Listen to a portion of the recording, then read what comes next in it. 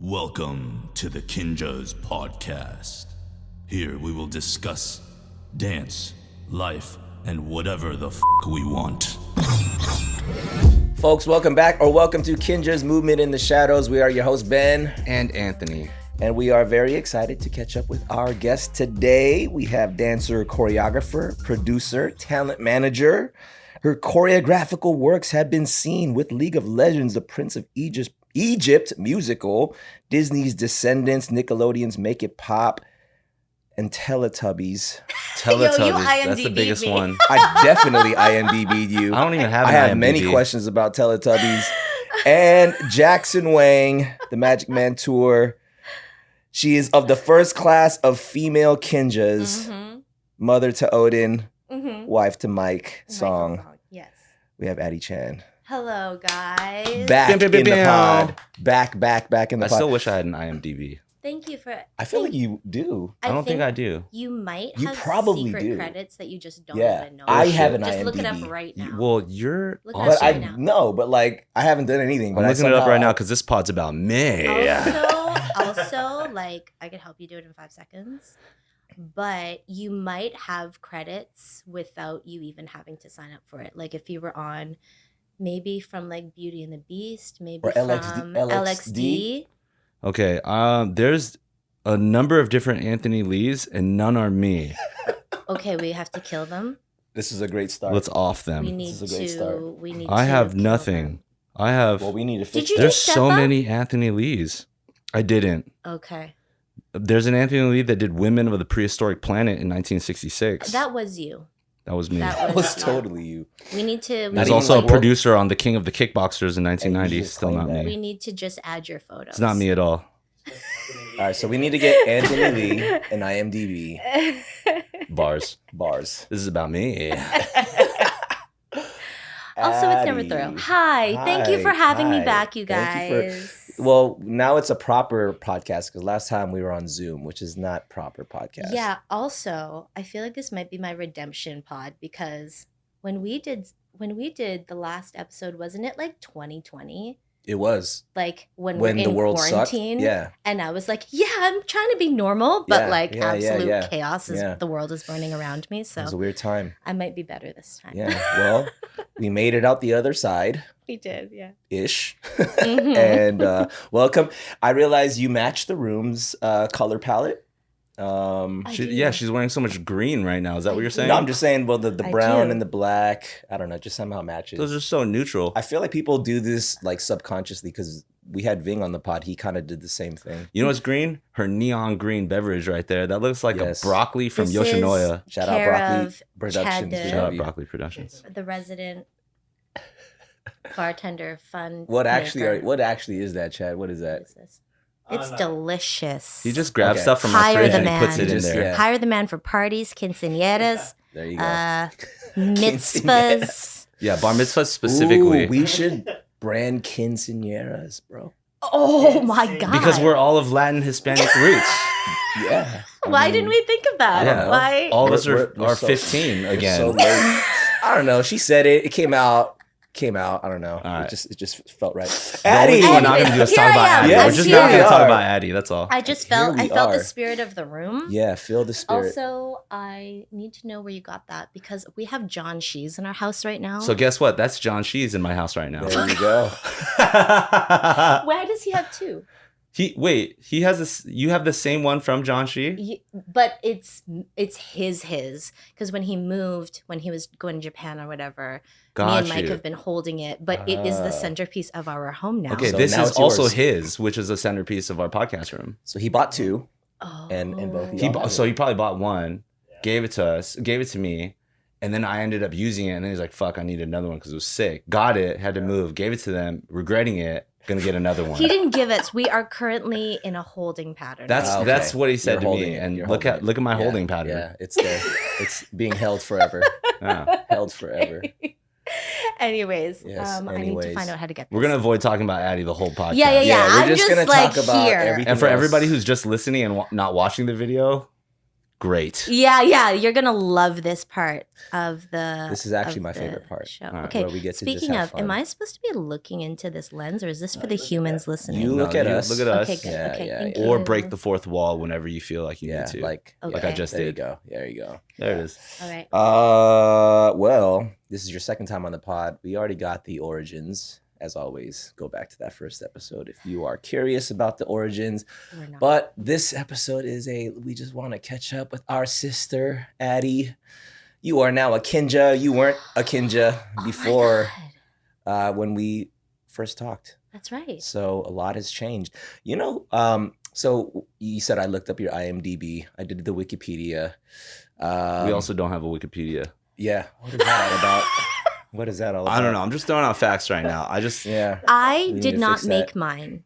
Google made mine. So maybe We should get Like- ChatGPT to make a Kinja's Wikipedia. Chad GPT. They're gonna be like- Chad GPT. ChatGPT. They're gonna be like, they got second place everywhere they went. America's best runners up. This Yeah. is what we are. America's second best dance. Yeah, crew. second best. We'll take it. Yeah. You know, they say first the worst, second the best, Hey, right? but look at us now Yes. in a pod. We're still not Yeah, talking fine. about Addy. Yeah, here I am. I am a Kinja now. Yeah, you are a Kinja now. How's that? Has it been like a resounding disappointment? Like, what has the experience been like? I can only imagine. I'm not a resounding disappointment. It's funny. I remember like the day when like we all went. It was like me, Coco, Bailey, and you guys took us to where were we? Soho House. We were at the row. Well, that's when we took the photos and Oh, we stuff. took She's the talking photos about- Oh, at the right, row, right, yeah. right. So we did photo shoot. We also did like a Soho House. Yeah, we went to luncheon. Soho House. Yep. And it was like, so how are you gonna feel as a Kinja now? And I'm like, I have no idea. So like, how 'cause am I supposed to feel? Yeah, because I guess because like I feel, by proxy involved because of Michael Song, my husband. And then also I've been working for the company since 2017 or something. So I was like, I don't know how it's gonna change. But then I just this is gonna sound so dumb, but like I distinctively remember like a moment where I think we were like in the thick of a job or something, and I like asked like Jason Lin for a vape because I was stressed. Better hit that, babe. And it was during COVID times Ooh, when it's that's sensitive. very risky. The sharing of saliva Very is sensitive. risky. But I'm like, Dangerous. yo, we fam for real now. Whoa. And I was like, this is a moment. Which sounds very non-impressive. No, that's the No, definition of that's Kinja's. actually But- just but very truly, real, like, authentic. I think more than anything, I guess because it was already, as like working with the company as like a manager, I'd always felt like it was my job to care for you guys. So, and I love you guys as family already. So that didn't really change, but like this kind of extra layer of more like I felt more squad in a way. Mm. And I didn't know how that would materialize initially when I got like the call, but it's in those kind of like very like intimate and minor moments where I'm like, oh, I feel like accepted in a different way beyond like you tell us what to do and you are mother. You know what I'm saying? It's like different, Well, hold on. For So, historical context, Yeah. prior to you working with the company in 2017, you actually have way more history with Kinjaz and I wasn't even a part of Kinjaz at the time. So, Ann, you could talk on this. You talking about 2011 in Toronto? Yes, At the that Beat Down. performance. oh my God. There Where was a she was like, performance, where yeah. she was like on stage, like hiding behind the like folding panel for like 6 minutes of our show. I Because did back not then we even used to know do that. like 13-minute shows. Yeah. She was hiding back there. She like almost threw up from anxiety or something like that. I'm sorry, I just said that so blatantly. Like, No, it's that. Is that accurate? Just the anxiety I feel, it's like such a core memory that I'm starting to sweat in my armpits right now. Like it is very accurate. When was that? 2011? I think that was 2011. It was like early days of Kinjaz where I was just like, Was that like, Death of the Concubines? No, that was 2013. Okay, just kidding. Yeah. Keep going. That was when Which I sounds was hilarious right now. Darren's wife and I was No, killed. Ichiban Hanzo's wife played Oh, by yeah. Darren in that moment. Get the chronicles correct. Sorry. We're gonna dive into the details. We need the details. Ichiban's wife. Okay. And I just remember, first of all, I remember like, when you hit those moments where someone asks you to do your thing and you're like, fuck yeah. And Totally. then that moment arrives and you're like, why? I like regret everything. I should not have said yes to this. And I felt so much pressure. I remember I was like practicing so hard and so stressed out. And then we all like, because I was just like trying to make up a weird little contemporary solo by myself in Toronto. And then you guys show up like the night before the show and we smush it all together. And yeah, you fuckers have me waiting behind this like them this like effers. okay I wasn't there. this like weird like Chinese changing wall and like preset for like 45 minutes. Those panels would become the bedrock of our brain. But it wasn't even the good ones. It was like from Target, and it was like panel. I think it was see through. You know how much and there it was costs like, to ship those? Of course, we were just gonna buy them in the native country. It was like, There's so many reasons. but like gosh. the worst part of it. So I'm preset, top of show, waiting for like ever. But I can see because these are cheap changing walls. So there's like full like I don't know like. At least like just cracks in the I thing. can just see through in front of me. You guys just like killing it, and I'm just in the back like I'm gonna throw up on stage. They're gonna reveal, and they'll see vomit on the floor. I was so nervous, but yeah, those were the beginnings. Wow. But I distinctively remember in rehearsal, Aunt brought me a Kinjaz tank top. And it was one of the Kinjaz tank collusive tops? ones. Yeah, it was the OG tank tops The back in the day. OG collusive ones. I still have it. It had to like the this kanji day. underneath the Kinjas with Yeah. the collusive style K that was like adopted and mutated to make it more Kinjas. Yeah. Sick. And I still have it to this day. Wow. And I felt so special. So it's both like a special moment and one that just felt like a very long fever dream. And Okay. I still experience Was that your sweat. first interactions with Kinjaz?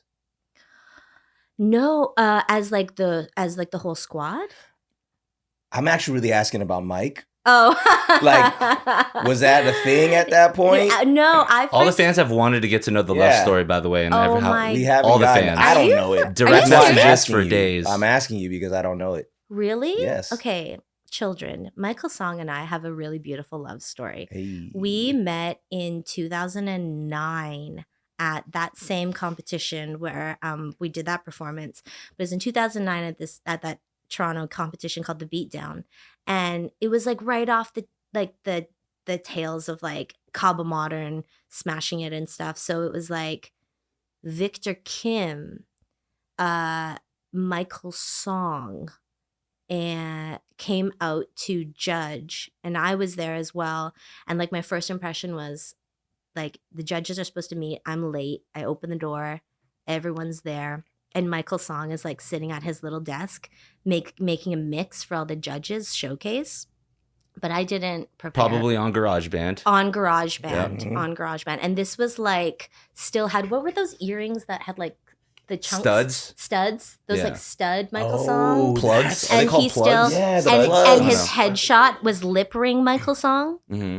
So He was edgy and I fucking totally spicy. remember that he Mike was song. so edgy. Super edgy. And this was like fitted hat Addy Chan with like Nelly neon paint headshot. This is beautiful. It was a time. Yeah. And I walk in and like Michael Song's like making the judges mix on GarageBand. And I'm like, I didn't prepare one. So I was like, yo, let's all just freestyle. Let's all freestyle.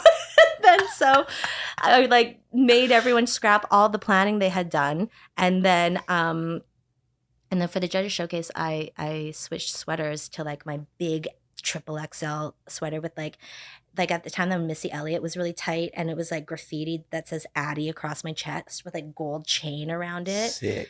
And we Was all it white? freestyled. I'm It was like envisioning a light. a light It was or like a light something. heather gray. Light heather gray. I Light remember it was a Yeah. very full out It had- freestyle. it was- This video's online. You just got to Please don't, search it up. please The don't. Beat Down Please, 2009, I Chad, think. Addy, cut that right it's now. Victor, already Mike here. Song. Chad, stop it's right recording here, right, right you could now. check it out. Click the link in bio. I this is another moment I deeply regret. So, anyways, that was the first time I met Mike, and at the time I was like, yeah, whatever.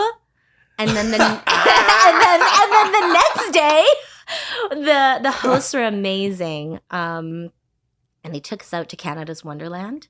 So like me, Mike, and Victor actually kicked it and like really got to know each other really well and stuff, and they were just lovely.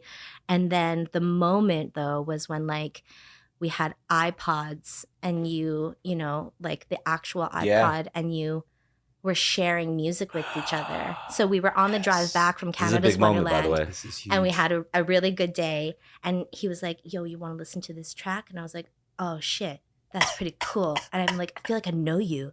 And then I was like, yo, you want to hear this track, though? And it was Jack Wobb, Ellie Goulding, Starry Eyed. Oh, my gosh. And then in that moment, we were like, ah. And we started this like email chain called Musical Exchange Madness, where we would just send each other tracks. That was called flirting back then. That was They didn't know it, but it started with the iPod Mhm. music. Anyway, so that's how we first met. and I again, love historical this. context. That's literally where we got the song "Starry Eyed" from, which was the first Wow. routine that we ever did as Ombu Black Ops pre Kinjaz. And I remember Mike was like, "Yo, I got this song from this girl Addy, so good." But at the same time, this is also like the beginning of like the real dubstep arc Mhm. in the scene in general. You know what I mean? So it was like this was a kind of a really nice beginning button to a lot of different narratives that like eventually became what they were. But like the idea that Starry Eyed has such a sentimental place in Kinja's history hearts. Like if we ever do our farewell performance next month, Wait, what? Starry Eyed would have to be a part of that in some way, shape, or form, just because from a musical and emotional connection place, it all started with Addy. It really That's did. right. I did not know this story. Yeah, and that song still That's hits. great historical context. Yeah. Yeah, so we go way back, like Mike and I, and even like my story with Kinjaz. Like it's really wild even in this moment to like reflect backwards, because at the time, you know, you never know how your life is gonna unravel, and to like have all these dots connect now is like really beautiful and crazy. Speaking of dots connecting, so Mhm. our previous episode, Mhm. I did a little bit of recap. Oh God. We titled it "Confidence is not linear." It's not this like straight shot, and I feel like your life story has kind of done like just this roller coaster of a thing, Totally. and the last time we spoke was during the pandemic, during the whack times of Zoom podcasts, Yeah. and you're also somebody that's pretty hard to track. Like, what is Addy up to? Like, you are like the embodiment of movement in the shadows. Like, I have zero idea what you've been up to, but I know you've been like all over the place. Whatever that means to you, wherever you want to take us, however you want to start us off with that. I don't know if you even remember what we talked about in the last one, but like, just want to catch up. Oh God, I don't remember. I'm gonna be real. I never listened to it. See, exactly. I 'Cause you're didn't just listen too to it. busy just doing your thing. I think it's that. I also like sometimes don't like looking at what I'm hypercritical. So sometimes I'm like, nah, I don't need to listen to it. It happened and I'll let it go. So hopefully I did a good job. You killed it. Okay. Yeah. Ben says that to everybody. Yeah, I Ben, do, imagine but if they Ben all was kill just it. like, hey, it sucked. You have the best guess. It sucked. God, confidence is not linear. If that's what I said. No, I think I said that. I come up with these episode titles. Nice. I mean, but I do feel, jumping off of that, I suppose where I was at that time compared to where I was now, and in terms of confidence, I feel much more grounded in myself, certainly from 2020. That was such like a chaotic time for the world. So I feel more grown. I feel more, yeah, I don't want to say confident, but just more like in my skin, I think, than at that time. And as far as like what am I doing and movement in the shadows, I know Mike is always upset with me that I'm not have like no social media presence. He's like, harping on me about how detrimental that is in some ways. But I think I had like a weird not a weird, but I just had like a journey with like social media, because I feel like a lot of us, unless we're really in each other's spaces a lot, that's how we track each other, right? And I think younger me, and when like social media was really hitting, I was like out there really sharing my life and showing everyone how cool and very busy and successful I was. So busy. And then I went through a really hard couple of years, which I know we definitely talked about on the last episode. When I moved from Toronto in 2017 to LA when I moved from Toronto to LA in 2017, I just got rocked, and it really shook me, and it really made me kind of unravel and reveal parts of myself and why I do things, and really was really rough, but I kind of lost myself and rebuilt myself up. And in doing so, I kind of recognized my own ego in how I behaved, in what decisions I make, and how I was living my life, or what I needed to feel valuable or successful. And a lot of that, I felt like I realized, oh shit, if I don't have other people doing that validation or providing that validation for me, I don't have that self-love within. So I worked a lot on that. And so I think in the last few years, I've both like been anti-social media because I think it's for society. I don't like the way that it is I don't know, taken over our lives. And for myself, I think I've grown out of that and being like, you know what? If people need to know or want to know about me, then they'll know about it. And I don't need people to know what I do to know I'm fucking it up. And so I love that. that's kind of Love where that. I am. Yeah. Mm. But I have to also couple that with I'm in the business that I'm oddly very, very knowledgeable about social media and the business of it because I have to manage talent. And, you know, we're all creating content and so on. So, in a business point of view, I'm very in it. But on a personal, I'm not. And I very much did that for my own, I think, mental health. But I think also because I really did the self work in the last few years where I'm like, I don't need y'all to know what I'm doing for me to know that I am successful and happy. And the people that I want to know are in my life and they know. And, or you can ask me and we can have a conversation, a real conversation. I think there's this danger to people's sort of obsession with perception and like, you know, everything that surrounds social media as far as like the capitalism and the false narratives. And so I've tried to find a healthy position. And in doing so, it means I am invisible.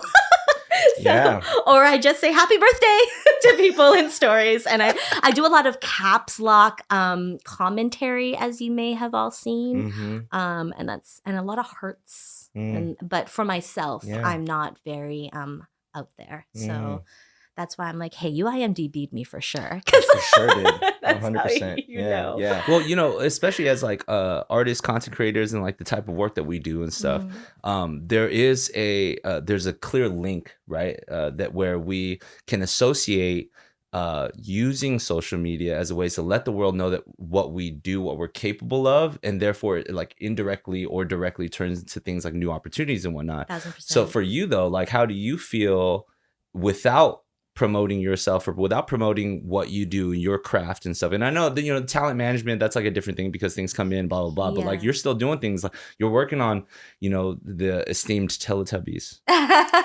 We or need like to the get Prince into of that. Egypt, or like, you know, you're working on the Magic Man World Tours. What, like, you know what I mean? You're still also receiving these types of opportunities without necessarily putting it out there on this giant flag of like, this is what I do. How do you feel like it's either detrimental to not post or you found something that you can, like, how are you still procuring these opportunities for yourself? Oh God.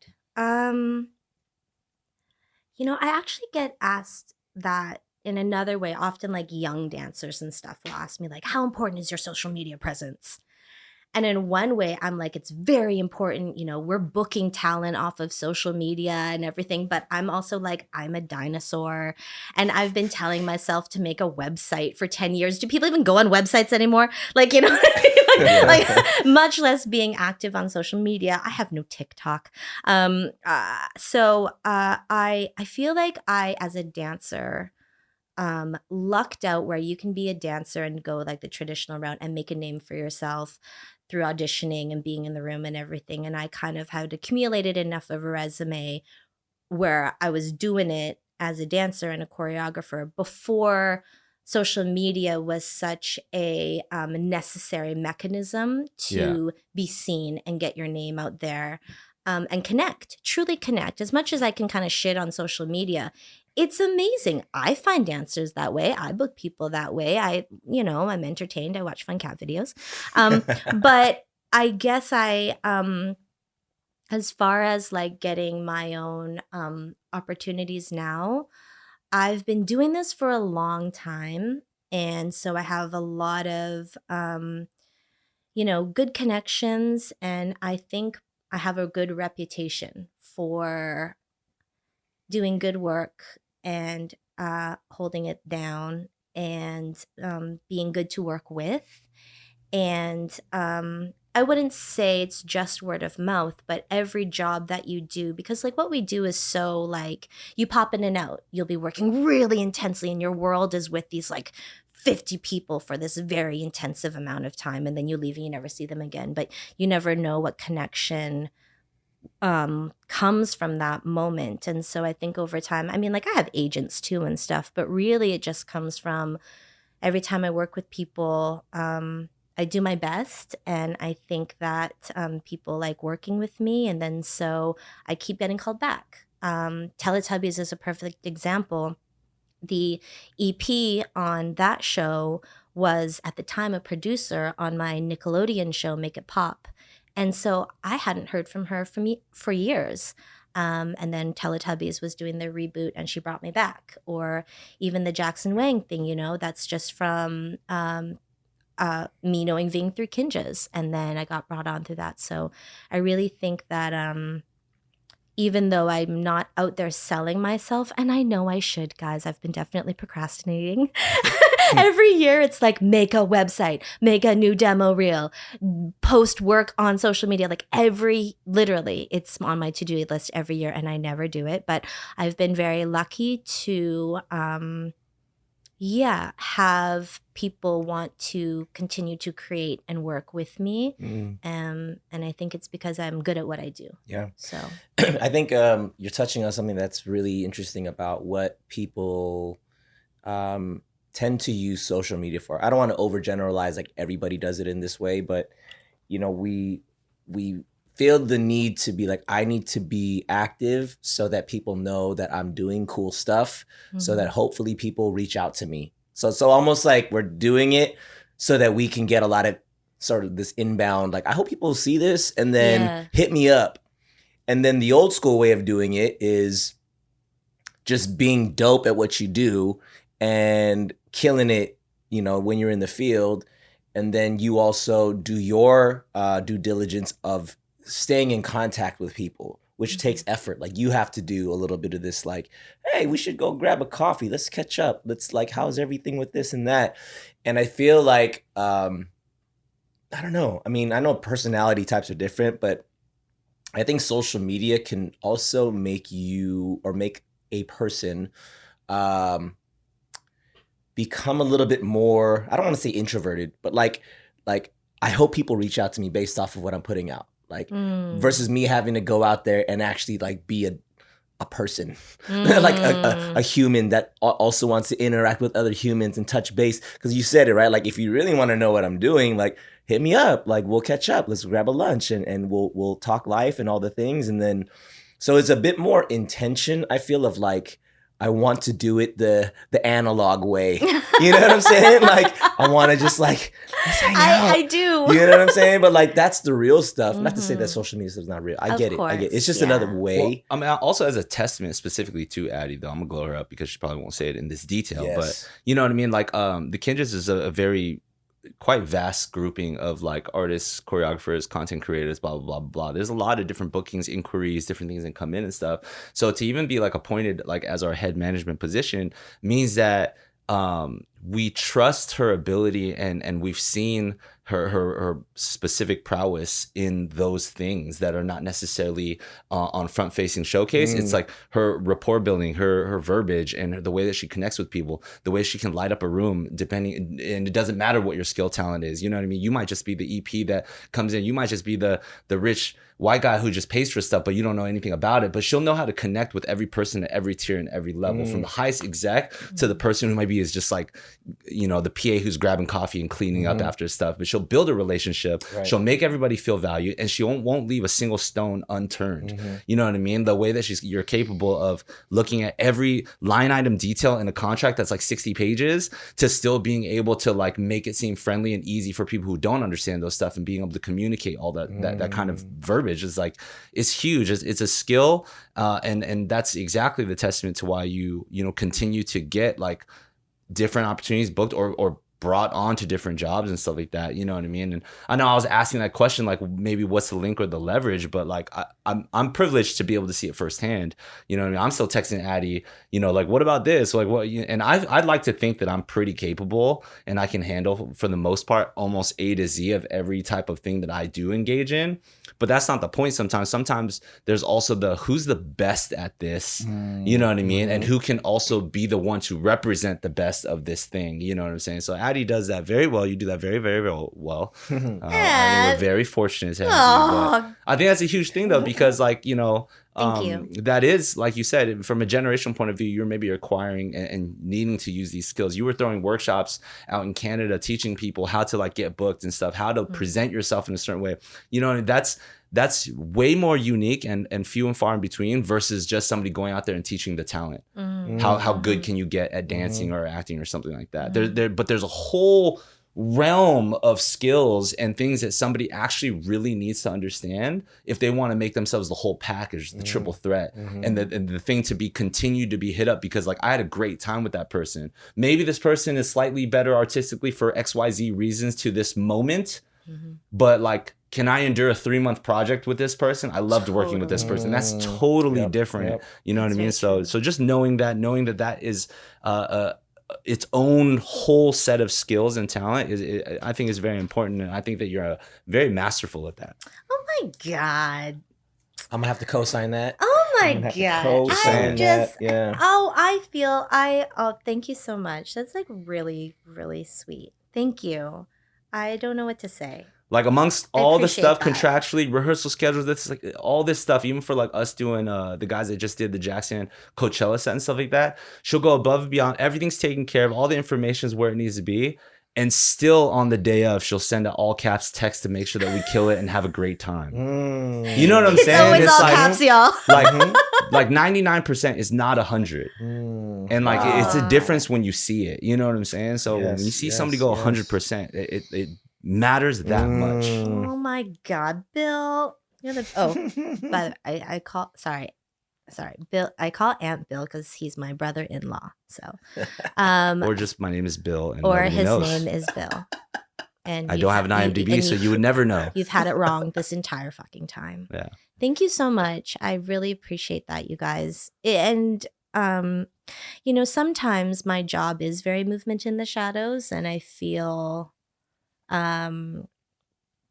it's just really nice to hear and just nice to know that you feel that way. I think kind of linking all of these ideas together of like why like what if you know like why do I get brought on or even being recognized for some of these things. It's like I care deeply about everything I do and everyone, and I every job I take the responsibility on very seriously. I think that's why like I'm meticulous. I think that's why I care about everyone being taken care of and having the best experience they can, because I think that's my job to make sure everyone's good and make sure we all deliver on whatever we're doing. But as far as even like, you know, I've achieved and many wonderful crazy things, and I've got to play so many different roles within a production or a show. And at the end of the day, though, like my foundation for how I work is a dancer first. And I remember so many times as a young dancer being mistreated or seeing the way things were done and seeing the way other crew are treated, because it's very like there's very much a hierarchy in all of it, seeing how certain talent was treated much better, certain artists are treated better than like the dancer that's working their ass off and so I really think, especially in my experience in production and as a producer, that everyone plays a role. Everyone's doing their best. And then sometimes there's this built-in, like, I'm going to care and turn myself on for these people, but you, like, I don't give a fuck about you. And I hated that. I felt that to be so unfair. And so I do I mean, I could say I try, but at the end of the day, like, we're all people. And I remember when like a definitive moment where I was like an assistant on a movie. I was a dancer on a movie. I was a mentor for one of the like stars.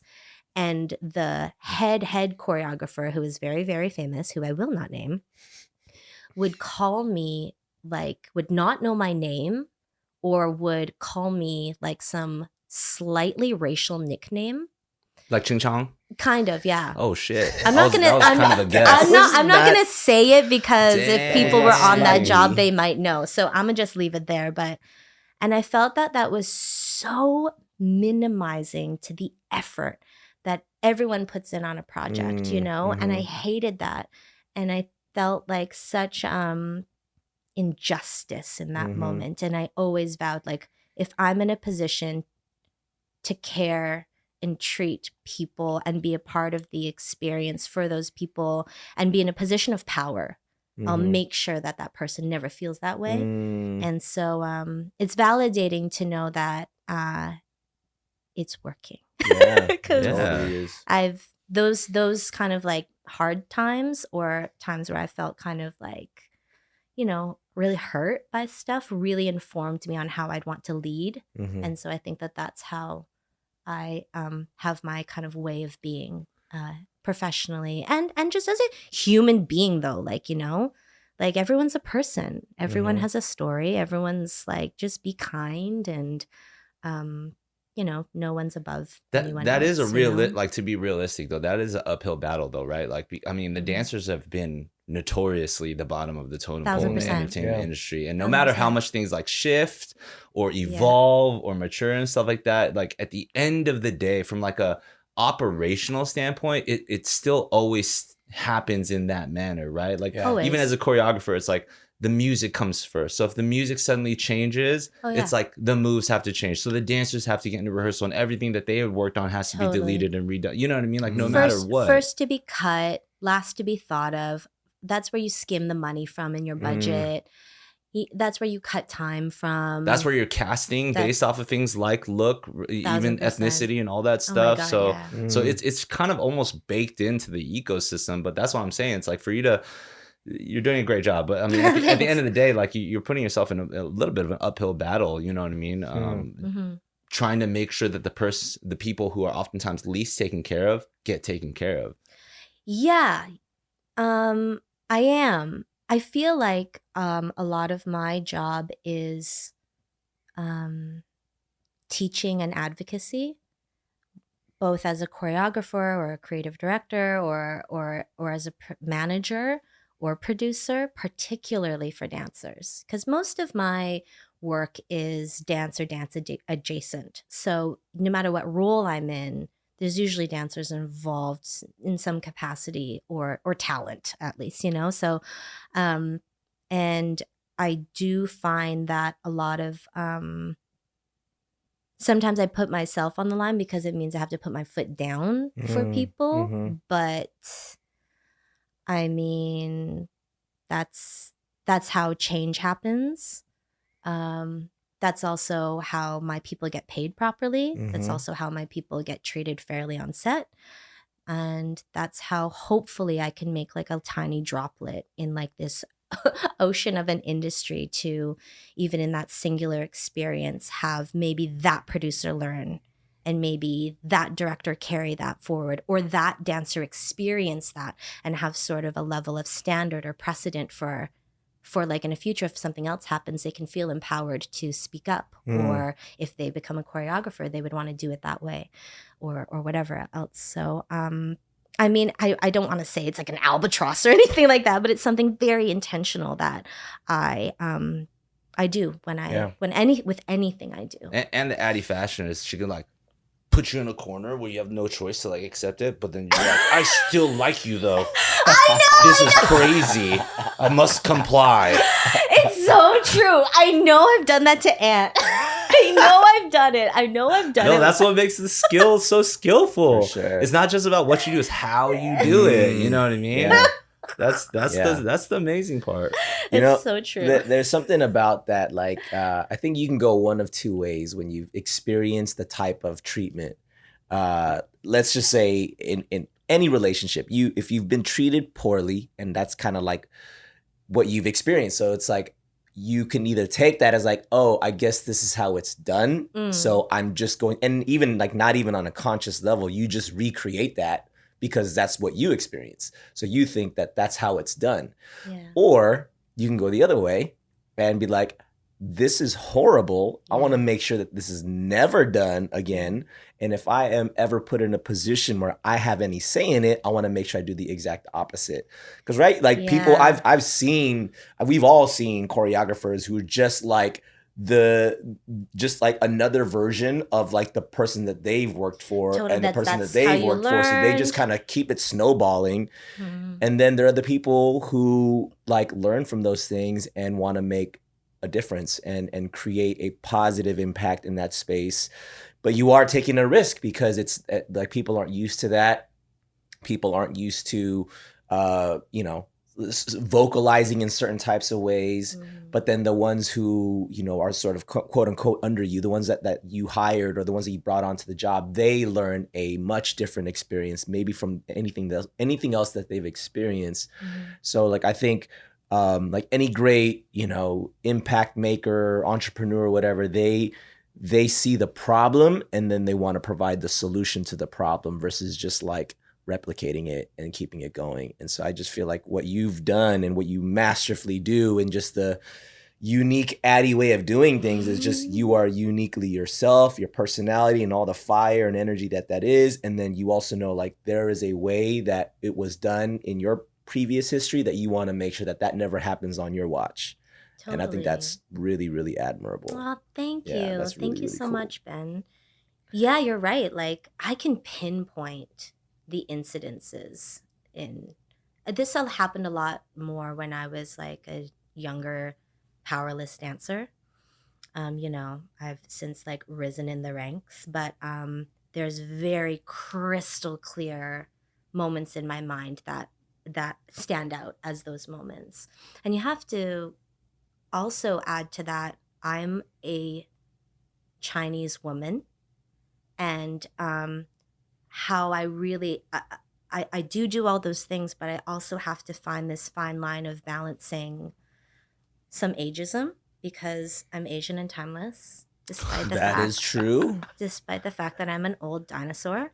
So people automatically judge me. I'm adorable. So people automatically judge me. I love it. But I'm a woman. Yeah. And everything is harder, especially when you're seemed as in any way combative, when really I'm just looking for fairness and reason. So that is a something I think I have stepped into, but also found a way to kind of like code switch when I need to and be able to do that jumping around that you had kind of mentioned before, Ant, and really navigate how to finesse certain people, certain situations and environments to try and do all those things. And just try and make the experience better for everyone, myself included, It's like, just you want it to be good vibes. Good vibes. I kind of want to transition with that into a certain type of topic that I think would be relatable to a lot of our listeners, and in general I think inspirational to a lot of people that I often get like questions from sometimes from like international students or dancers or whatever, people who want to like move out to LA, chase the dream, get on that journey, leave everything behind and not know where to start and all that stuff. And I'm sure you might have touched upon this on your previous podcast, but like you did something semi-similar. You came out here like you said, I think 2017. That's right. And in essence, in a more dramatic way of stating it, you maybe had to uproot a lot of your foundation of everything that you had built out in Canada and stuff, come out here to a place where some of the chips are stacked against you, being a Chinese woman, you know what I mean, and just in the ocean of the dance world, right? When you could be a big fish in a small pond, but you come out to LA and maybe you're not so big anymore. Maybe you're just like, literally just another fish in this giant ocean of opportunity and stuff like that. And being a close friend, obviously I'm familiar that you had some struggle that came along with that too, which I don't doubt anybody who's going to uproot their life for like that type of sacrifice and opportunity is going to face in some way. But for that context and for other aspiring potential people out there that may be listening, like, one, what was that like for you? Like, what was some of the struggle? How did you get past some of that? And like, how did you really kind of like find your footing to understand who you are now, where you're at, and how you feel great about it? Oh man.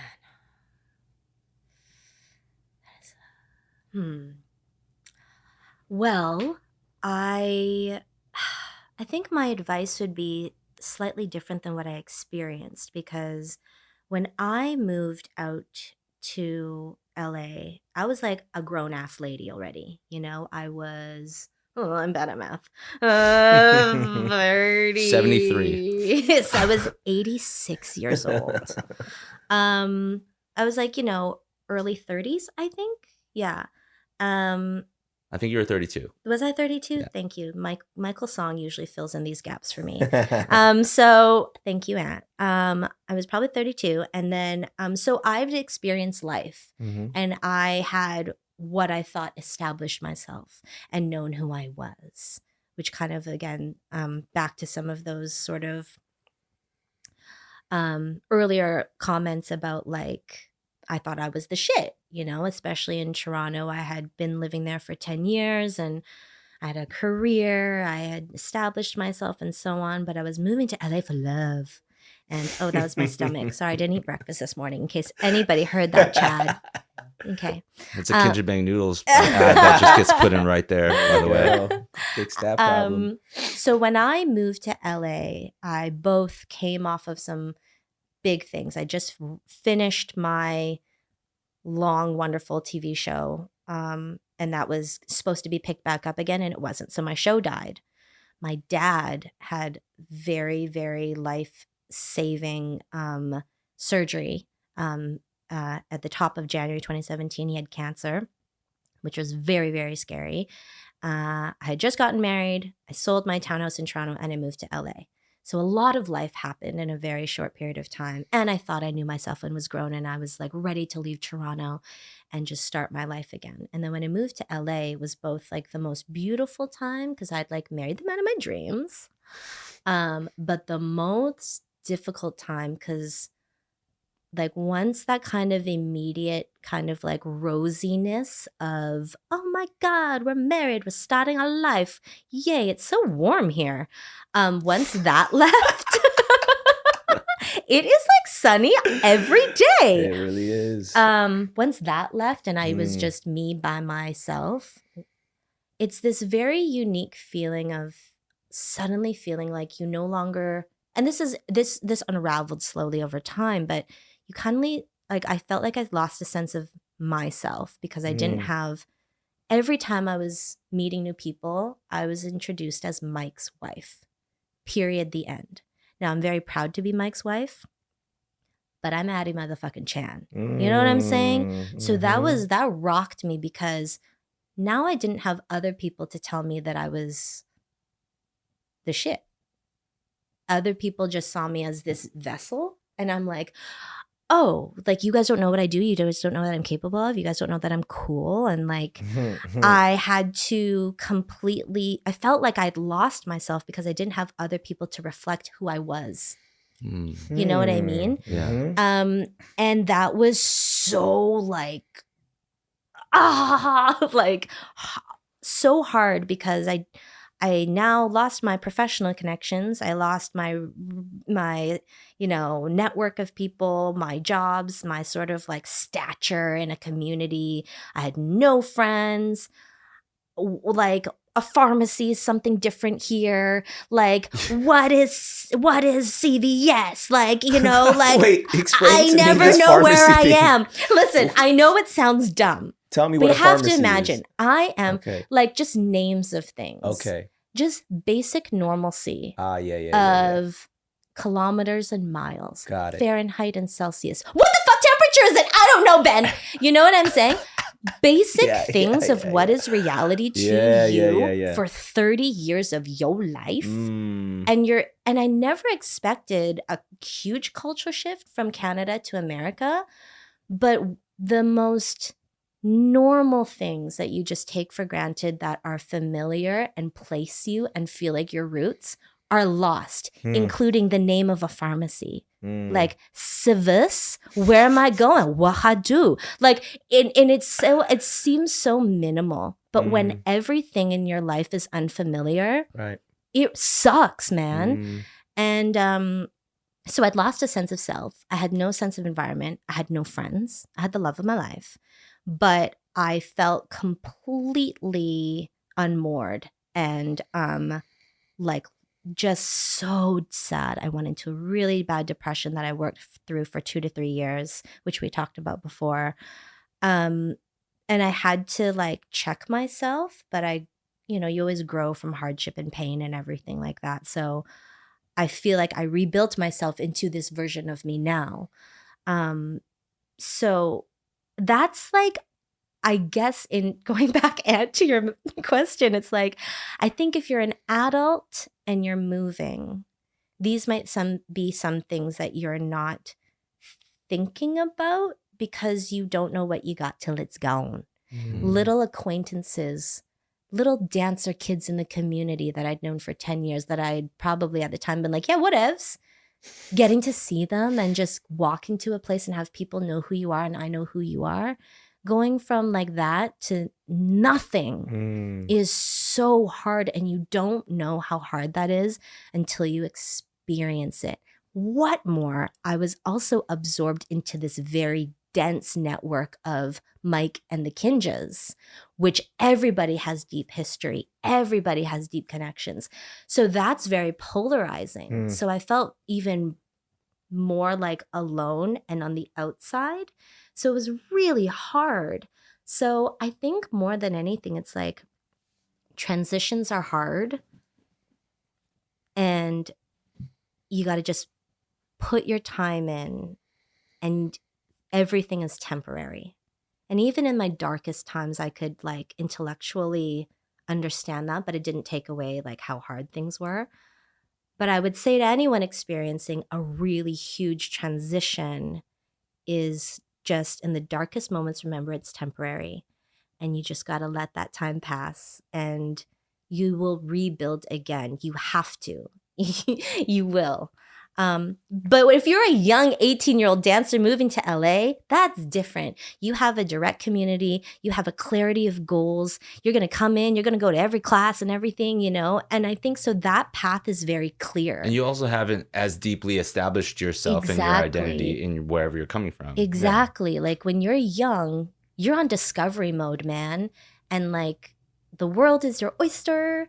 Why do people say the world is your oyster? Anyways, it's your oyster. I don't know. Maybe it has something to do with the pearl inside. No, I don't know. Maybe they're mushy. What is it the pearl? Is it the pearl thing? Because I don't quite like oysters. The texture. I don't know. Oysters is different, like pharmacies in Canada. We'll come back to the oyster thing, but yeah, when you're young, you're on adventure, discovery, discover who I am, try shit out. I have time. If I want to be a dancer, if it doesn't work, I just got to test things out. I just got to meet people. There's a path. You can take class. You can network.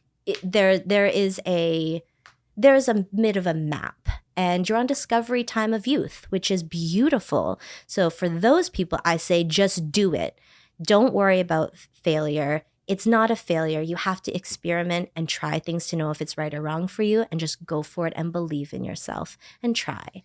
So that's the advice for the old and the young, which is so long-winded. I'm so sorry. This is great. Good. Well, Okay. I want to ask, you said you went through this long bout of like kind of rediscovering yourself.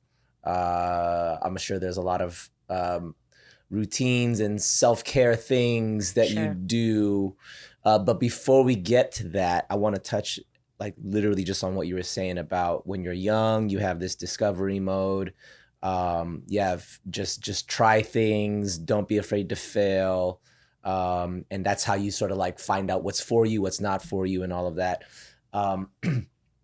You have a very youthful exuberance about yourself. And I say that because I feel like this advice that you're giving for the younger audience, and correct me if I'm wrong, I feel like you do that for yourself, meaning you're not afraid to discover, you're not afraid to fail, you're not afraid to try, you're not afraid to like, because I mean, I don't want to alienate this like younger audience from like the 30-plussers over here, Oh, right? totally. Because I mean, we've had like younger folks sitting in that seat that talk about bouts with mental health and social media, like all the things that we're saying. I'm like, For oh, sure. bro, we're like the same. We're, Totally. You know what I mean? It's not like, oh, if you're younger, you experience this type of life, and then when you're older, you figured it out, and so but it's like That's very true. that youthful like ability to the childlike wonderment, the like, let's just try, let's see what happens when we do this thing. Like, how do I know and I don't think there's an age limit to that. You know what I Yeah. mean? And so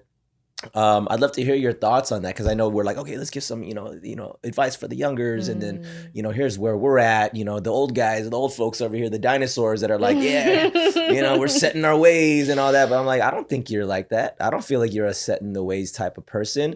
I just think you're much more clear on how to get clear, right? That's why because I've seen little things. I've seen you meditating here and there. I see, Michael post some stuff on the story, like I see meals by the wifey stuff. There's just things that you guys do that like you guys just have your own like ritual things. Yes. So yeah, can you touch on that? Like, Oh my goodness. Y'all are hitting me with all the questions.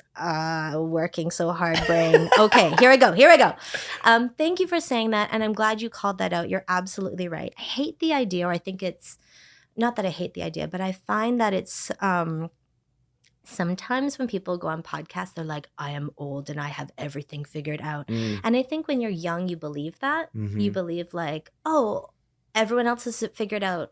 That goalpost is so far away because they've so figured everything out. So you're absolutely right in that ain't no one always figured it out. And I do think that I think I've always, people often are like, oh, how'd you end up doing what you're doing? Because it's quite vast and varied. And I think I've curated it this way, but it's been built because I always followed curiosity and interest, which I know I think you guys have talked about on the pod before too. And I have in maturity learned to work at not fearing things, work at not viewing things as failure, but also just through experience knowing anything is always a lesson for reals, even if it didn't turn out the way that you wanted to, it taught you what you needed and you got out of it what you needed to grow and become better. Even like those hard times I went through, like I talked about before, of being mistreated or whatever as a young dancer, I never would have wanted those things to happen, but that's how I became who I am and made me better for it. Even those hard times when I moved to LA, I feel like a wiser, kinder person, healthier person. So definitely maintaining that that interest in following curiosity, trying things, and working against fear is something I'm working at. I have by no means it's always a practice, just like my meditation practice. I journal, but it's something that I think has allowed me to maintain variance in my life that I like, and kind of like keep going on this weird little adventure that I'm on. And maybe that might be associated with like youthful energy, but I think it's just like your perspective on the choices that you make and the way that you interpret your life's experience, you know.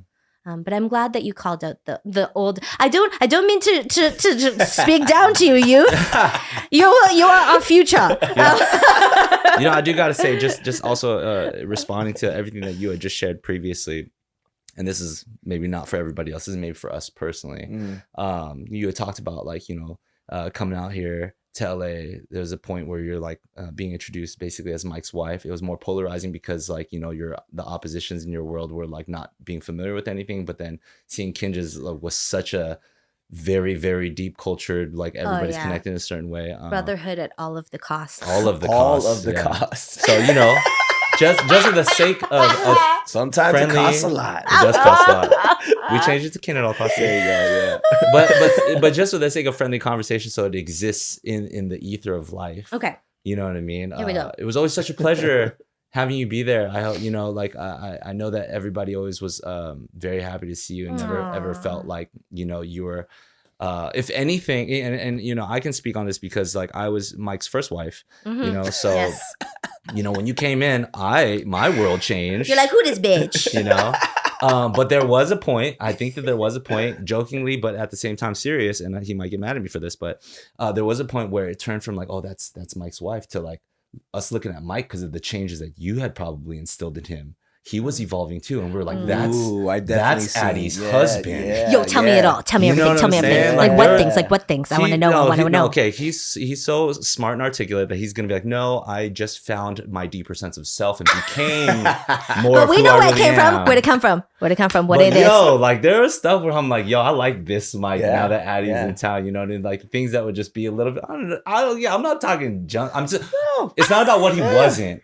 But what he is now is he's constantly, you know what I mean, punctual. He has an understanding of things and timeliness for things. He follows through with things at such a higher level. I'm not saying he didn't do these things before. I wouldn't partner with the dude if he was failing in all these categories. I'm just saying there was a moment where I was like, yo, there are also, you know, there's like an Addy's husband thing that was going on that was like more than welcomed, and I think like everybody got to enjoy and feed off of that too. So just deepening our own bonds and the reason, because in the moment, like, it's a beautiful irony that you may have felt like that and whatever struggles may have come, and yet in retrospect now after the fact, it's like there's glories that maybe we didn't get a chance to talk about that are like consistent and here today. And listen, just to clarify, in all like my sad loneliness, I was like, oh my God, I could have not landed in like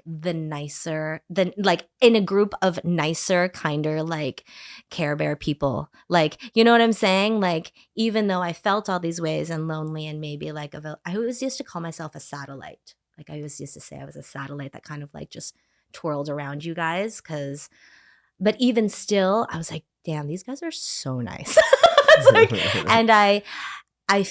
So even though I felt this way, I also felt very loved, very welcomed, very accepted. And, you know, to your point about Mike, like, I think that's the signs of a good partner. Like, he brings out the best in me. I hopefully bring out the best in him, and we hopefully like impart the best of each other, you know, to influence each other in good ways.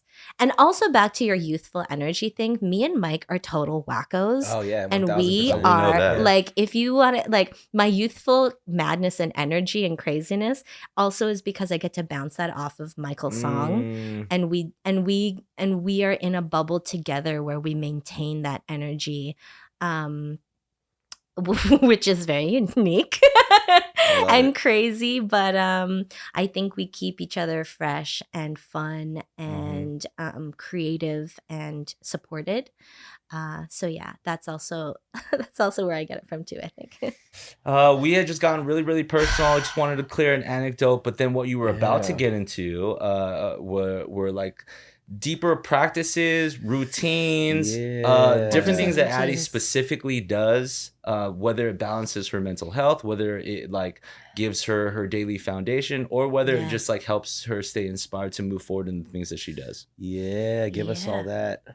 Oh gosh, yeah. I think that's something that as we age, we all kind of get better at like identifying what are the things. I think we all experience such like chaotic, intensive Yeah. times of life. Like, and you know, you just jumped off of this like month of like Jackson Wang Coachella chaos. You know, you just, I think, you know, our line of work is that we get dumped into these different tornadoes all the time, and then we come out of it. And then you're like, oh yes, I am a human. I'm going to the farmer's market. So it's human. This is my human self.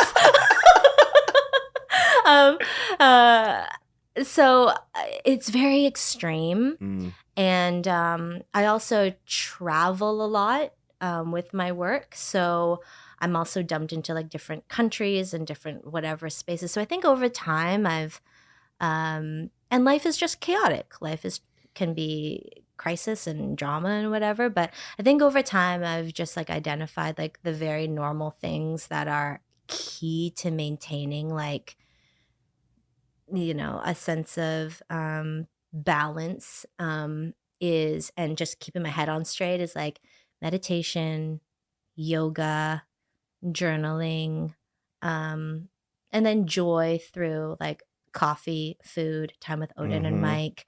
I've actually recently gotten more into gardening because we just got a new place. We have a little garden and, you know, you can be so, yeah, just like more connected to nature. Like we just moved to Pasadena and I'm like, oh, things are green.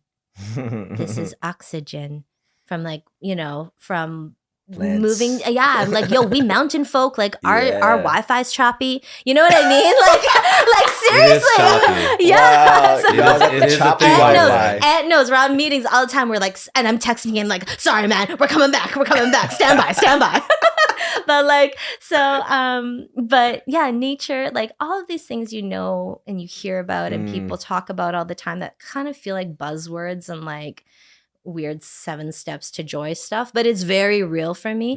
I also, I very strangely, I'm like, or not strangely, but I'm very like, energy creation. And like, if I'm in, especially if I'm traveling somewhere, like the first thing I do when I go into my space is like, I go into like my apartment or my hotel, wherever I'm put up for the next few months. And like, I move everything around to make it comfortable for myself. Ooh, okay. I declutter things. I put things where I want them and I set things up so that I feel good in the room. And that's something that I only started doing because I was traveling so much with work, is like, what's the environment and space that makes me feel like most functional, but like honestly that the energies are good in a room. You know, I'm very like sensitive to that. I feel like we all are, and I know you are. You're such like an energy shifter and creator, and I know that you feel that a lot. You're good at that. And I feel like I've gotten better at curating space so that I can be at ease, especially when, you know, we're in these high pressure times in our life. Like creating time and prioritizing those things so that I'm taking care of, yes, my mental health, but just feeling good in a space, feeling creative, feeling like organization, so that it's in a chaotic time, I feel like I can still like have clarity. So those are things that I've become sharper at, I think, over time. But yeah, big up for like meditations and the journals and the yogas and therapy. I went to therapy. I was about to ask. Yeah, if yeah. therapy is a part of that. Yeah. Yeah, like when I was going through those dark times, I was in therapy for about like a year and a little bit, and it was like the best. I still shout out to April Wright. If anyone's go. looking, you know, I even though I don't go to therapy anymore, like, you know, I'll still text her every now and then, and just be so grateful and thankful.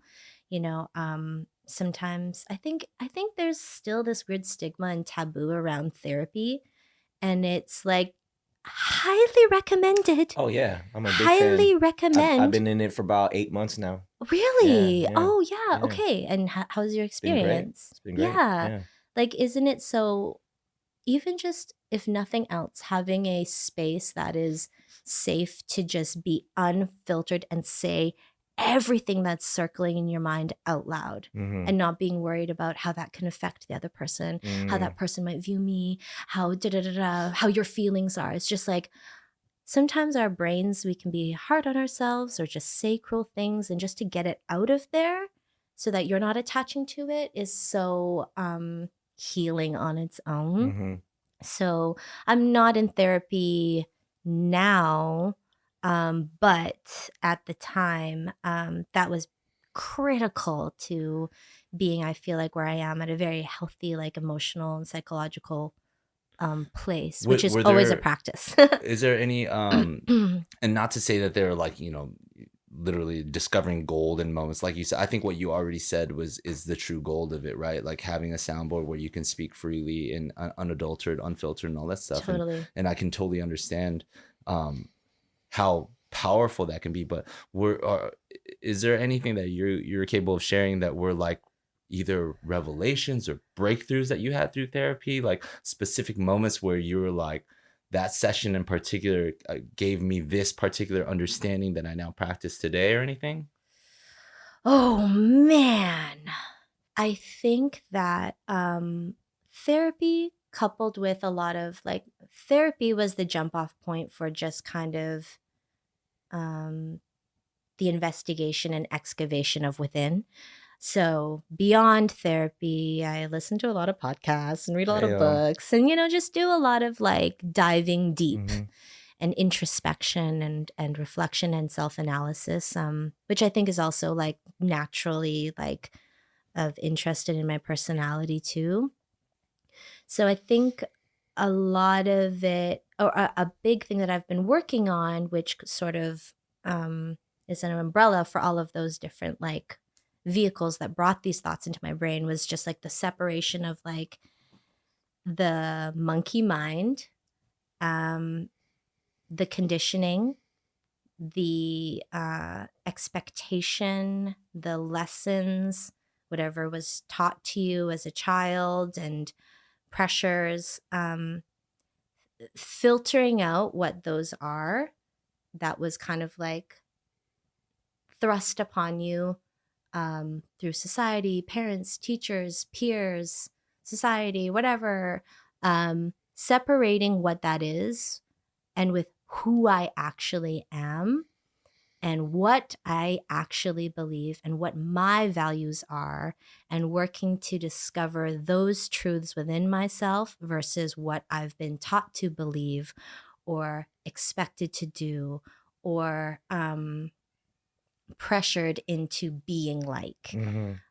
So I think therapy and meditation and yoga and everything has been a real like foundation of or an education in how to look within and how to rip yourself apart and be like, oh, what am I? You know? Yeah. Oh no, which is hard as F, because Yeah. when you dismantle all of those conditionings, labels, expectations, pressures, you know, definitions of success and joy and love Sure. and what you should be, all the shoulds, when you, like, figure out what that is and then be like, wait, do I actually identify with that? Do I actually wow. believe that? Do Yeah. I actually give a fuck Yeah, about that? yeah, Does that yeah. actually bring me joy? Really? You know, like, the biggest thing is, like, it's less like what I taught and what I, like, successfully achieved and got beyond, but is like, I'm doing that every day, and, like, being able to separate and hear the voices of that monkey mind, those, like, expectations, the shoulds and shoulds, and, like, separating that from, like, who Addy really is, what I really want to, what type of person I want to be, what type of world I want to live in, how I want to live my life, and just working on clarifying what that is and fighting against that that which is outside of me but is constantly shoved in my face and deeply embedded in me, When which you is say- so hard. When you say So monkey mind, hard. are you saying like monkey see, monkey do type stuff? Monkey mind is it's that, I don't know if you guys have them. Yo, okay, real quick side tangent. Do you guys know that some people don't have an inner voice? Really? What What the freak? Like, my yo, inner voice is loud as my freak. inner voice, mother, shut the fuck up. She's talking all day about Yeah. her body. Okay. Some people don't have an inner voice. This is Interesting. true. Anyways, so that inner voice within is like sometimes thought to be both, you know, this kind of like archaic kind of like fight or flight protection defense mechanism from back in the day. You're just assessing crisis and chaos, and so your brain, to self-protect, goes, no, don't do that thing, don't do that thing, don't talk to that person, don't, you know, because you're going to be eaten by the lion, you know. This is a terrible definition, but you know, like we have been like for like, you know, from like our, you know, prehistoric times or you know, less evolved selves, like we have our brains that has been mechanized to self-protect. Yeah. But through our evolution, you know, sometimes I feel like the biggest thing is like that brain, the level of fear that goes through your mind is often a version of self-protection. Mm-hmm. Like you don't want to experience failure, you don't want to be embarrassed, you don't want to, you know, go after that thing and be rejected, you don't want to whatever. Right. So you stop yourself. And maybe that's a brain and that's a voice within that is telling you that because it's supposed to protect you. Right. Then maybe there's also those voices that you have been taught. You are a woman. Be small. Be kind. Say yes. Mm-hmm. Just nod. Make sure you smile. Like, don't, you know, like, don't be too pushy or else you'll be bossy, you know, like whatever. Or you're Asian. You should be a certain way. You should, you know, like all of those things that are subconscious to you that is not what you actually think and believe, but you have been, are the foundation of self, you know, whether it be the monkey brain, which has been your body's defense mechanism to protect you, and also what society is telling you and the expectations and your family. God, let's get into parent stuff real quick. But like, you know, like, that'll and be then there's episode part 2 of this. Yes, part 2 is unpacking trauma from childhood. But there's all of that, right? There's all of that is, you know, Mike calls it like the evil guy on my shoulder, and he'll come over to me when I'm having a day and I'm like, and then he'll come over to me and he'll this might not be fun for the listeners, but anyways, he'll like squish the little man on my shoulder, and you know, he's very dramatic, right? So he'll go, hey, motherfucking, yeah, now I'm gonna shoot you, yeah, and now like the little guy's eyes are boggling out of his head, and then I rip your head off and I eat it. Now the little guy's like he goes off, right? Oh my gosh, so that's it's amazing. really I'm going on a random tangent right now. No, this is good. But over here, really, we get it. okay, you get we it. Get it. Yeah. But basically, It's actually really good articulation. Oh, okay, In a weird really? way. Okay. So this separation of like instilled, taught, conditioned belief systems, your archaic brain, which is of self-protection, and then like stripping away all of those things and being like, do I believe that because I actually believe that? Or do I believe that because I've been taught to believe that? Do I think I can't do that because I can't do that? Or is it because my brain is fearing me out of doing that or telling me I can't? And like, that is like a radical like conversation in your mind all day, every day. Yeah, that's crazy. And like you're constantly checking yourself, right? And I've really been working at this really hard. And honestly, COVID, the conversations around racism, you know, like sexism, what's happening with women's rights right now, me stepping into more of this like feminist consciousness, all of these really big conversations that have been like unearthed during such a difficult time, but important time, has brought up so many conversations that also have lent to this like separation of like, what is real for me? What do I really want to live my life? What kind of world do I want to create versus what I'm should do, what I'm supposed to do, how I am supposed to act and behave, and like trying to make that divide and constantly redirect into what is honest and true for me, and not get sucked into those societal expectations or that old archaic fear mind, or and that is hard as F. Yeah. Like I'll do that all the time. Like a perfect example is even just like impossible Eurocentric beauty standards, especially for a woman in her late 30s. Like in my brain, I'm like, love the skin you're in, Addy. You are beautiful. You are so beautiful. And like, yeah. And like capitalism is just trying to take money and make you buy these serums. Fuck the man. And like, you know what I'm saying? And also like, bitch, you're starving. I know you're starving right now. I know because I manage talent. I've been on set. I have been working with artists and especially in entertainment.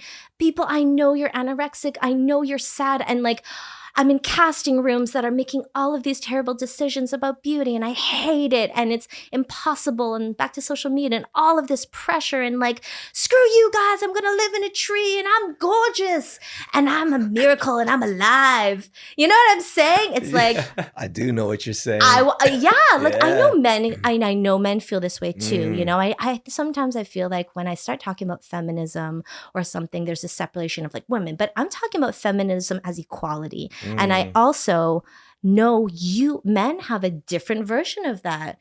Be a provider, you gotta be hot, yeah. blah, blah, blah, you know? So just generally, like living in a society where like the game is rigged, but I know better and I'm gonna fight you. But I also have been taught to believe this, and I'm constantly given those messages. So I'm like, no, like trying to just fight through this every day. So that's a very like, I think, clear example of that constant back and forth. And I don't think I'll ever fully achieve it. But if I'm aware and I'm like looking out for it, then I can try and be me that is honest and truthful, and again live the life I want to live, and not one that is being determined for me and what I can do and how I should be. I just went on a crazy rant, guys. I don't know what happened. That was amazing. I don't know where that was incredible. Maybe it's because you guys gave me another shot. I don't Did we know. do that? Is that what we did in the Chad, break? am I tomato? Chad, am I You're not a red? tomato. Do you have to You're color not. correct me? No, No, that was not a sorry. tangent at all. That's Sorry, actually guys. like really right in the pocket. No, Okay. absolutely right in the pocket. Well, I love the fact that you talk about this tension. It's not this, I figured it out. I know how to like not let love that that word, affect Ben. me. Yes. It's the tension that we live in. Yes. That's what keeps us going. Because the moment there's no more tension, then we just relax and then we just like drift. Right. The tension is what keeps us like pressing forward. And that is legit life, like period. Like there is no way we're going to continue to thrive if we don't feel this need to press forward. And the pressing is literally tension. Like we're pressing against something. Chad, can you just cut the last 5 minutes and just say that I said tension? No, Because I'm literally you giving back to you. you just summed it up. I am giving back to you. You're so right. That's exactly what you've it. been like Yes. really just expressing, and like I appreciate that so much. And so you okay? Let's land this plane because we got to get you out of here too. We know we got So some. my sister always says, land the plane, land the plane. Let's land the plane. Sorry, land the plane, land the plane. But no. So okay, duh. You do a lot of dope stuff. We already know that.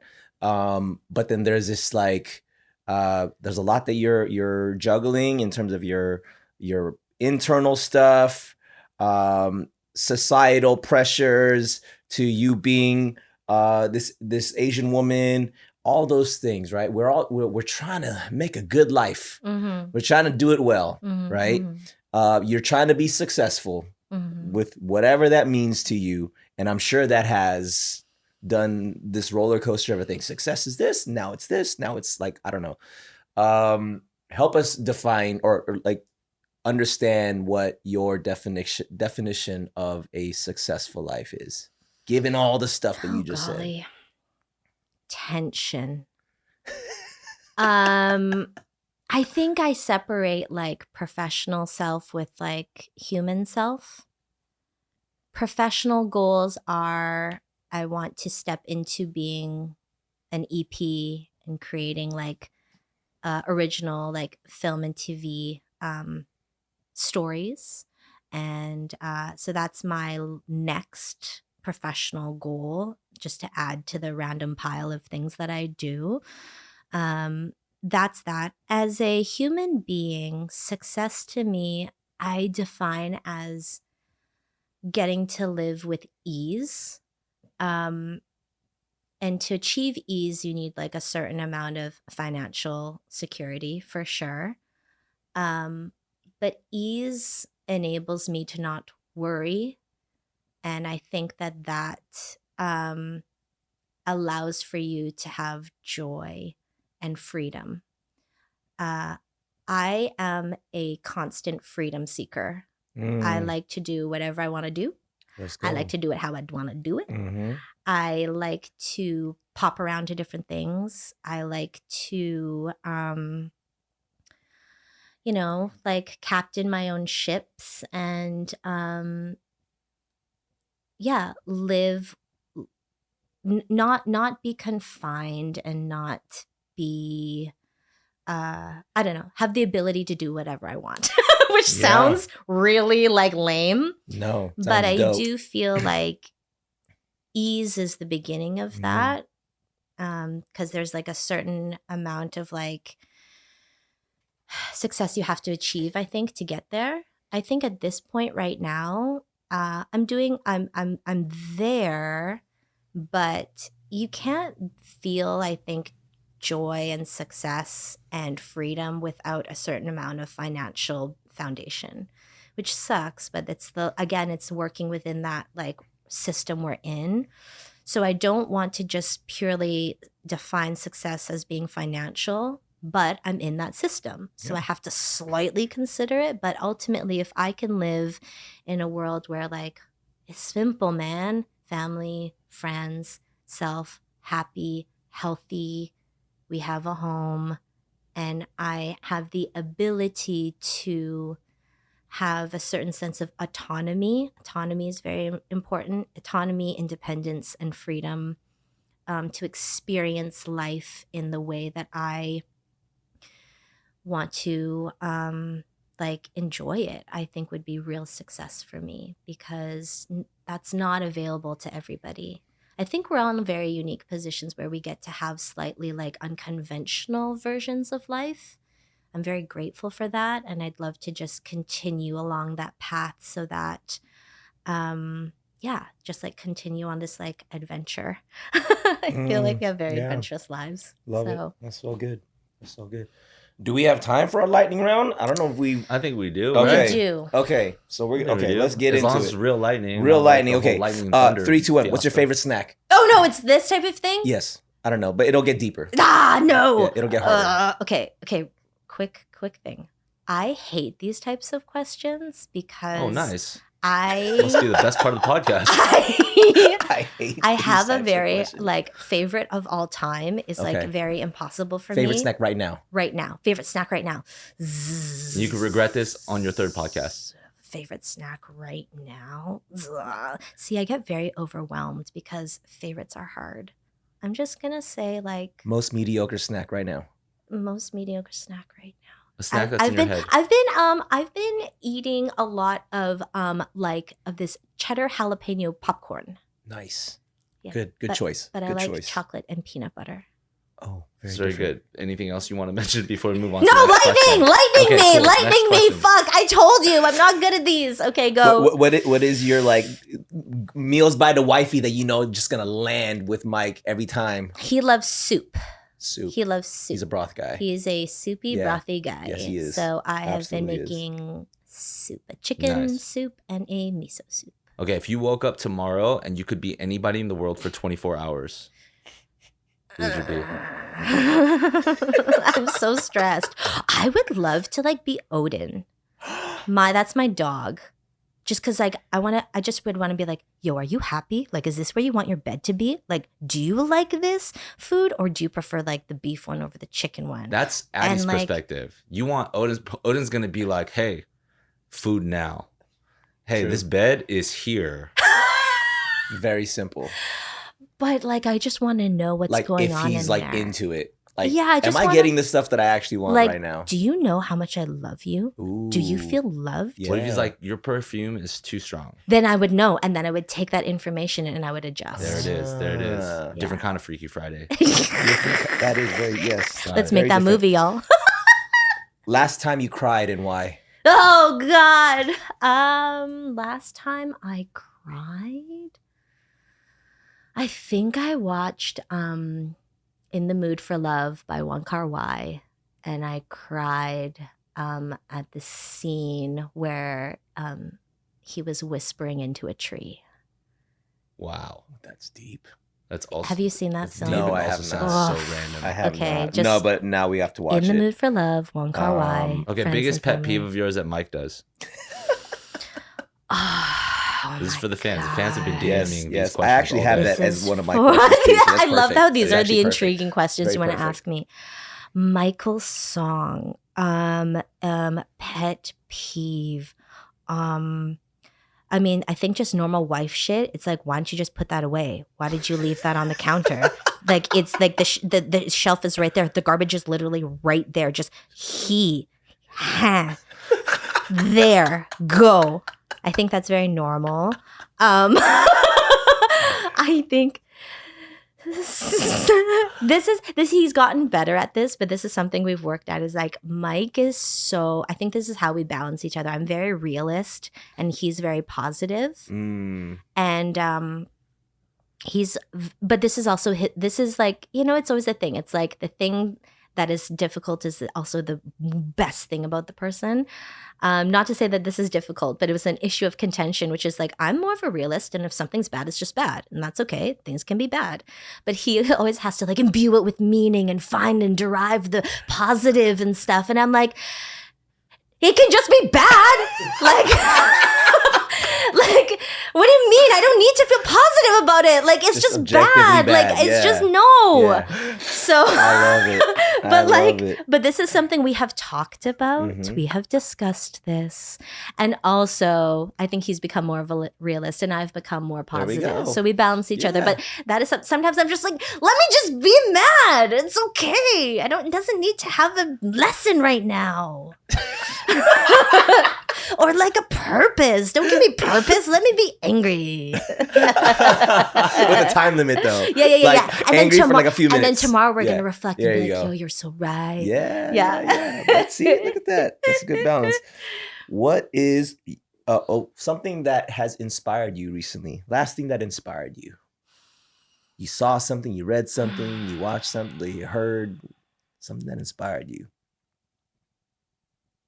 Something that inspired me. Panic at the Disco. I think that I have been, okay, this is going to be random AF. But I've been kind of dreaming up of trying to figure out like a concept for a TV show, a kids dance TV show. And I wanted it to be like Wonder Years-esque. So I'm like, okay, what was I like when I was a child? And I started listening to like Spotify 90s music, like Yeah. And yo, it hits. Go back. Always hits. It hits. But I listened to the song. It's by the New Radicals, and it's You Get What You Give. Do you guys know that song? It's not. Don't It's not. give up. You got a reason to live. One last Yes, dance. yes, you yes, gonna yes. give Yes, it to yes, it. yes, yes, Don't yes. let go. Yeah. You gonna. Yes, Okay. yes. So as a child, that wasn't it. I'm Mariah Carey. Hit me Mhm. one time with Fantasy. Yeah. You know what I Dream mean? Like Lover. Bittersweet Yeah. Symphony, you're over here. Uh-huh. New Radicals, you're over there. But as like going back as a timepiece, and like when you turn that on, I'm telling you, listen to that song right now. And the messaging of that song is so beautiful and pure. And it like inspired like the tone of the show that I want to create, which is very unexpected because that is random AF. But sometimes, you know, I think music can do that for you, especially as like taking you to another like emotional place and visual space. And that did that for me, which is so random. But yeah, listen to that song, great. man. It's an amazing yeah, song. Yeah, I know what you're talking about. Now that Yeah, you're saying it's it like so beautifully. super inspiring and like hopeful and good. And yeah, and I think it hit. It hit. Perfect. Random. What is your favorite quality about yourself? Oh God. I am, I don't know. This is where I struggle. Nice. I'm Better than nice. I think Weak ass answer right there. I think I am,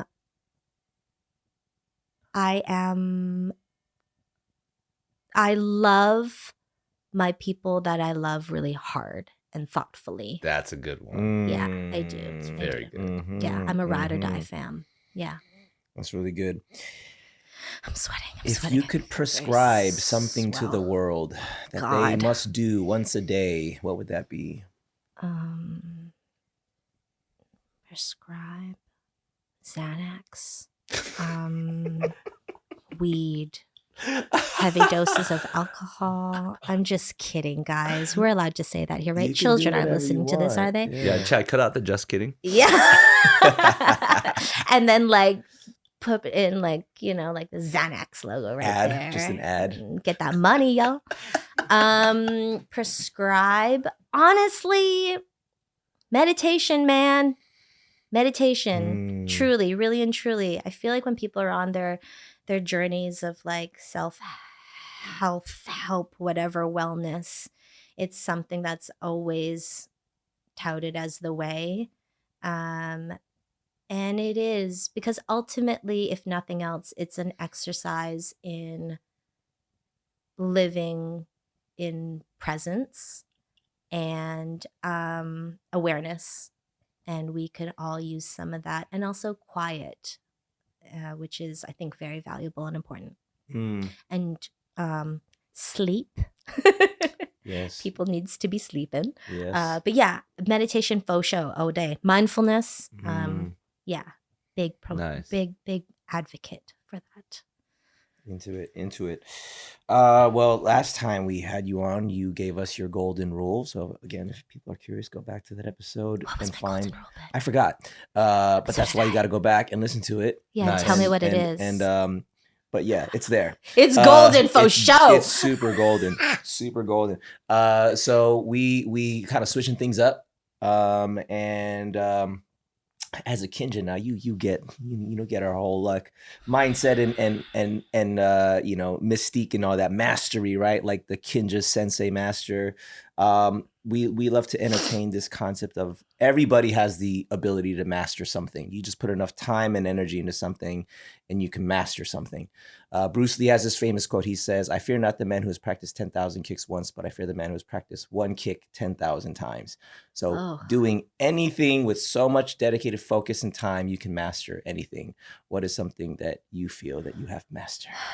I thought this was going so well until right now. Hey, Addy, you've been killing it. What are you talking about? You have been killing it. Oh my God. What have I mastered? Yes, you've mastered many. Just give us one. I don't know. Honestly, guys, I don't know if I'll ever feel like I've mastered anything. I think I've become very sharp at things. Okay, I'm going to go with give us sharp. one of those. I'm going to go with sharp. Let's go sharp. That's fine. Maybe you've mastered sharpening things slowly. I've mastered sharpness. I think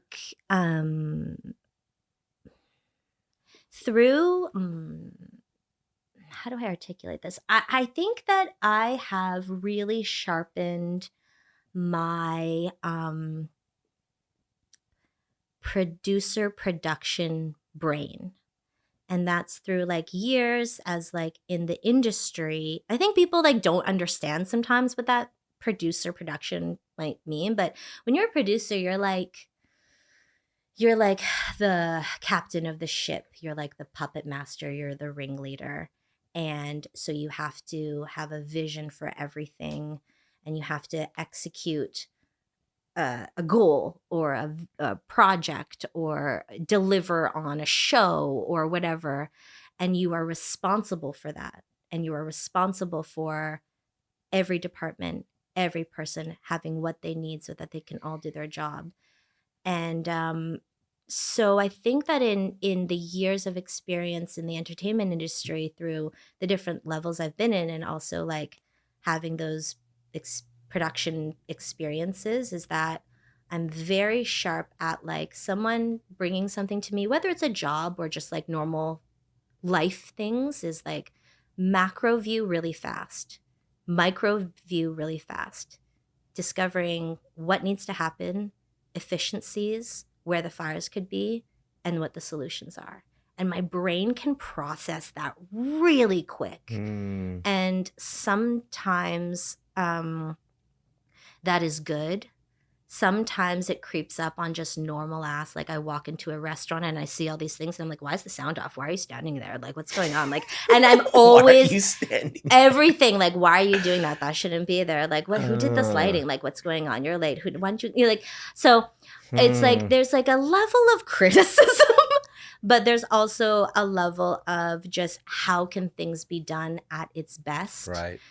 better. And so that perspective in my work translates into my life, both how I deal with myself, you know, like it's like a separation of sorts of like seeing it for what it is and then dissecting everything, pulling it apart, and then how to move on. So I can do that with myself. I can do that in hard conversations with Mike and hear something and not be reactionary and look beyond and move forward, maybe in a more measured way.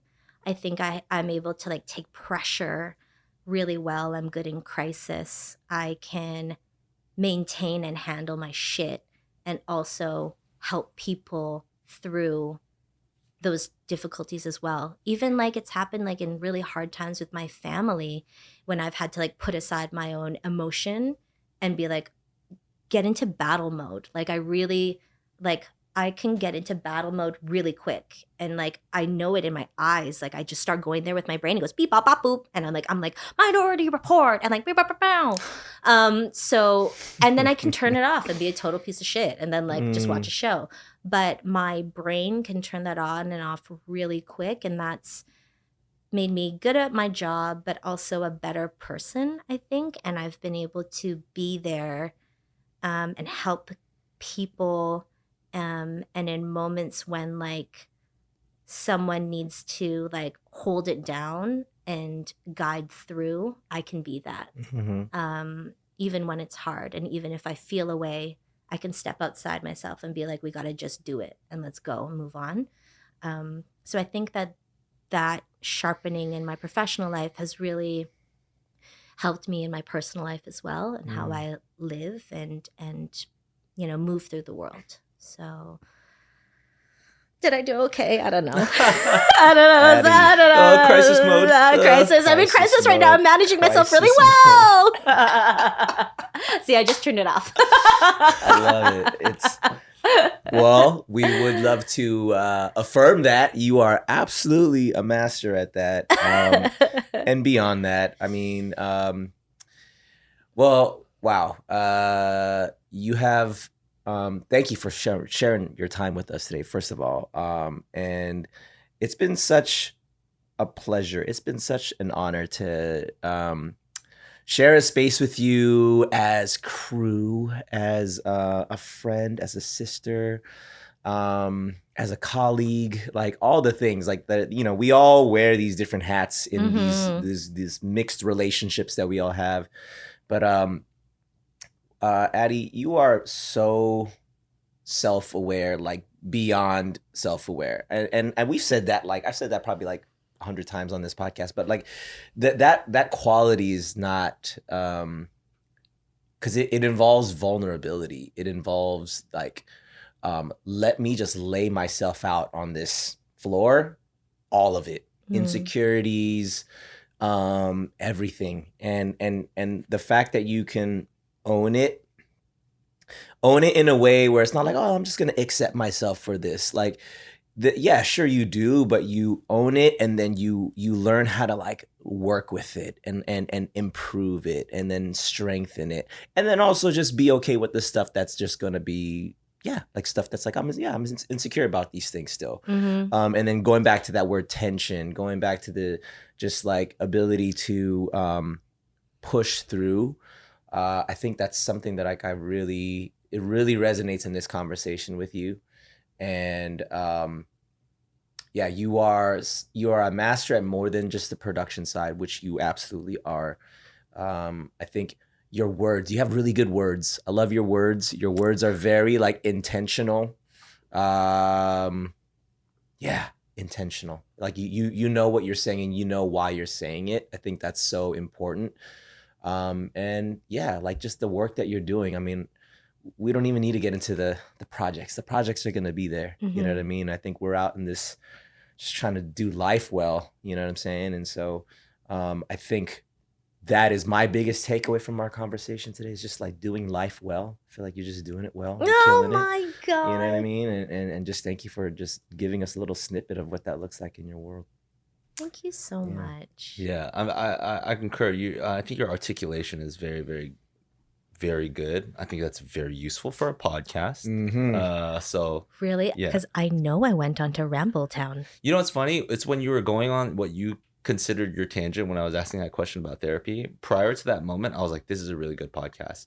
During that moment was when I was convinced. I was like, this is where I hope a lot of people listen to the podcast. Like I actually had a hope that more people would actually subscribe to listening to this conversation in particular, because I just felt like it was relatable and it wasn't sugar coated by like the conversations that you might have from, podcasts are a fun thing that have been cooked up in our last generation for whatever reason, right? Oftentimes you come here and you talk about the things that you do, you talk about the things that got you where you are, or lessons that can be perceived in certain ways, but we ended up just having a real conversation about what makes a person, and you were describing it in a way that made a lot of sense to me. Somebody who I've never been to therapy before, but I was just hearing that and I was like, this articulation it just feels real, and it feels like people can take something away from it, right? So that alone, I was like, this is a great podcast. But from a everything else point of view, like in Kinjaz, right? Like, because we had this whole thing, we were like, for this particular season, we want to bring on guests that are outside of Kinjaz, but we also want to spend more time speaking with guests within the Kinjaz. So like, you fell into our category of people within Kinjaz. Yeah. But then as I'm sitting here and I'm really thinking about it too, like there's such a vast difference. And I'm not saying that all Kinjaz are built the same or anything. Of course, everybody's their own person. But when it comes to what they do for the ecosystem, a lot of us fall into a much more of a similar pond of like what we do, whether we're dancers, choreographers, whatever it is. You hold a much more unique, like, in your own lane, do your own thing, you know what I mean? And that makes it, again, to me, perceivably sometimes more valuable or like more rare, you know what I mean? Like what it is that you actually end up doing, and again, maybe it's more in the shadows, and maybe that's why I'm super appreciative of this moment, this podcast, because, for whoever is listening, they get to dive a little bit deeper to understand the overall ecosystem and what goes on, and then your role in it specifically. But it just made me feel more like, oh my God, like your uniqueness, your rarity, and what you do for this family is like so profound that it's like, I'm very happy to have you here, being able to share a little bit more light on what it is that you do for our community and stuff. So I think this is a very, very magical conversation, whether the fans take it or leave it. Like, I think with us, we all get to find those pockets of bonding, deeper bonding, with the people that we sit across from. So I'm super happy that you're here. Oh gosh, I love you deeply. Guys, 100%. I love you 100%. too. Thank you so much. Yeah. You guys are so nice. I really appreciate it. And I feel like we say this all the time. It's like we connect during work, and it sucks, but life is busy and everyone's doing everything. And I know this is like an extension of work for you guys still. But I was like really excited to, like, first of all, very honored and flattered that you guys asked me. Truly, like I'm like, oh my god, what am I gonna say? What am I gonna say? What am I gonna do? But I also just really appreciate this time that we get to just like also kick it and be friends and family, you know? Yes. So thank you for saying such nice things and making this like a very like also just like lovely conversation and therapy session for me. I don't know what your rate is, but just, you know, bill me. And yeah, just like really appreciate it. Just like your insightful questions and having this like time to reflect back. I feel like, don't you guys feel like sometimes like life is moving so fast you don't reflect, and then when you do, you're like, oh yeah, I have done things. Why do I do robot arms anyway? I don't know why. That's your human self. My human self is a robot. Yes. But yeah, I appreciate just the moment of getting to reflect back, because then you're like, damn, man, like, yeah, it's been a ride. And so thank you for letting me share that, and No, of course. for having me. Yeah. The good Well, chats. how can we be of service to you? How can we like, or the people who are watching or listening, if they're curious, is there anything you want to plug? Website coming soon. Oh my God. We got Ben, don't you remember what I said? I ain't got shit. we're trying to promote. We're trying to encourage. Oh my God. And oh no. Follow at Odin the Handsome Boy. There you Follow at Odin the Handsome Boy. Hit up booking at kinjaz.com There you to go. get your no, but truly, book us. I don't know, man. You know, if you see me out and about, say hello. There you go. I do have the gram. You're on the gram. What's It's the at gram? the Addy Chan. Okay. Do you want me to tell you my phone number? I don't know. We Like, don't need, we don't need your phone my number. address is yeah, I don't know. Oh, if you are in New York City in the month of June, I am choreographing a musical called Double Helix. Ooh. You can come see it. It opens on June the 3rd. There's that. Nice. Sick. And This podcast comes out in August, but not a big deal. cool. So I'm just if kidding. you I can really go have no back in time, join me at my show. Otherwise, I have no idea what to say now. That's perfect. That's all we need. But plug in the Kinjas Yeah. all day. Hell yeah. And yep, that's about it. I am not good at the self-promotion. No. So I love but it. I love it. That's perfect. yeah, but thank you guys again for having me. Oh, thank you. Well, thank y'all for watching or listening.